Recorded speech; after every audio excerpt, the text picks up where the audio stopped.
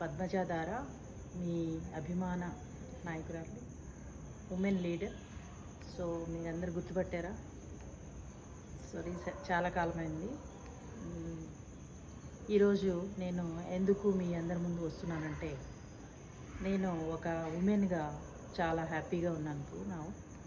Because ఒక మన ప్రియతమ ప్రధానమంత్రి గారు నరేంద్ర మోడీ గారు ఉమెన్ బిల్ పాస్ చేశారు పార్లమెంట్లో రీసెంట్గా, మీ అందరూ తెలిసే ఉంటుంది.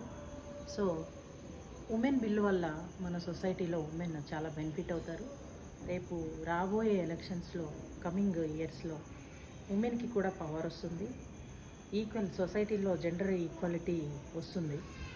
సో దానికోసం మనం అందరం కూడా ఒక మంచి సొసైటీలో సోషల్గా, ఫైనాన్షియల్గా, ఎకనామికల్గా అండ్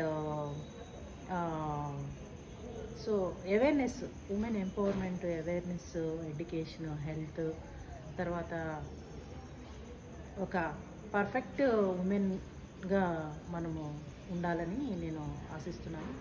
దానికోసమే యాజ్ ఎ ఉమెన్ లీడర్గా నేను ఒక ట్రస్ట్ని స్థాపించాను. ఎప్పుడో స్థాపించాను, ఇది మీ దృష్టికి ఇప్పుడే తీసుకొస్తున్నాను.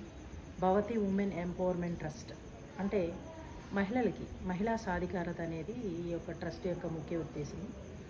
ఎక్కడైతే మన రూరల్ ఏరియాస్లో కానీ అర్బన్ ఏరియాస్లో కానీ మహిళలు, ఉమెన్, చిల్డ్రన్ అంటే కొంచెం బిలో పవర్టీ లైన్లో ఉన్నటువంటి వాళ్ళు ఎవరైతే ఉన్నారో అందరూ కూడా మహిళా సాధికారత అనేది సాధించాలనే ఉద్దేశంతో నేను ఇది డెవలప్ చేశాను.